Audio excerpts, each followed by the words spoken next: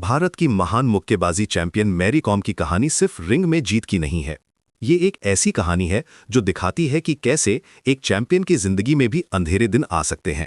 आज हम बात करेंगे उस कंट्रोवर्सी की जो पिछले साल से हेडलाइंस में है, मैरी कॉम और उनके पति ओनलर कॉम के बीच तलाक का मामला।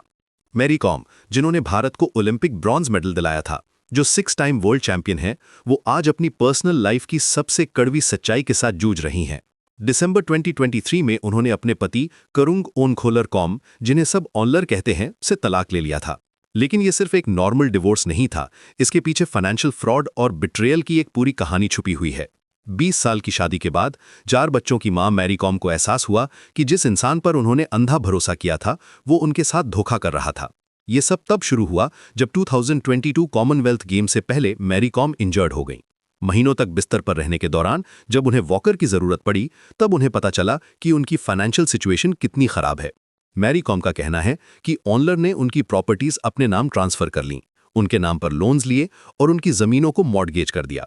सबसे दुखदाई बात यह है कि चुराचंदपुर के लोकल्स ने उनकी हार्ड अर्न्ड प्रॉपर्टी को सीज कर लिया है, क्योंकि ओनलर ने वहां से पैसे उधार लिए थे और वापस नहीं कर पाया।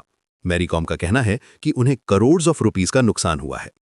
लेकिन ओनलर कॉम का वर्जन बिल्कुल अलग है। उन्होंने इन सभी एलिगेशंस को डिनाई किया है और उल्टे मैरी कॉम पर एक्स्ट्रा मैरिटल अफेयर्स का आरोप लगाया है। ओनलर का दावा है कि 2013 में मैरी कॉम का एक जूनियर बॉक्सर के साथ अफेयर था और 2017 से वो मैरी कॉम बॉक्सिंग एकेडमी में काम करने वाले किसी व्यक्ति के साथ रिलेशनशिप में है।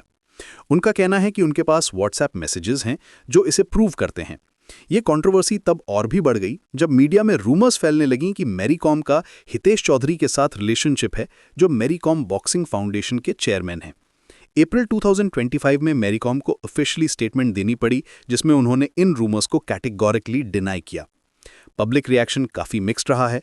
कुछ लोग मैरी कॉम को सपोर्ट कर रहे हैं उनकी अचीवमेंट्स को देखते हुए, वहीं कुछ लोग उन्हें ग्रीडी बता रहे हैं। सोशल मीडिया पर तरह तरह की थियरीज और स्पेकुलेशंस चल रही हैं। मैरी कॉम का कहना है कि उन्हें विलन बनाने की कोशिश की जा रही है, जबकि वो सिर्फ अपने हक की लड़ाई लड़ रही हैं। इस पूरे मामले में सबसे दुखदाई बात यह है कि एक ओलंपिक चैंपियन जिसने देश का नाम रोशन किया है, आज अपनी पर्सनल लाइफ की वजह से हेडलाइंस में है। मैरी कॉम ने कहा है कि ये उनकी जिंदगी का सबसे डार्क फेज है। वो फरीदाबाद में अपने 4 बच्चों के साथ रह रही हैं और अपनी फाइनेंशियल सिचुएशन को रीबिल्ड करने की कोशिश कर रही हैं। ये केस अभी भी ऑनगोइंग है और दोनों पार्टीज अपने अपने क्लेम्स के साथ खड़ी हैं। मैरी कॉम चाहती हैं कि ये मैटर कोर्ट में सॉल्व हो, मीडिया ट्रायल में नहीं।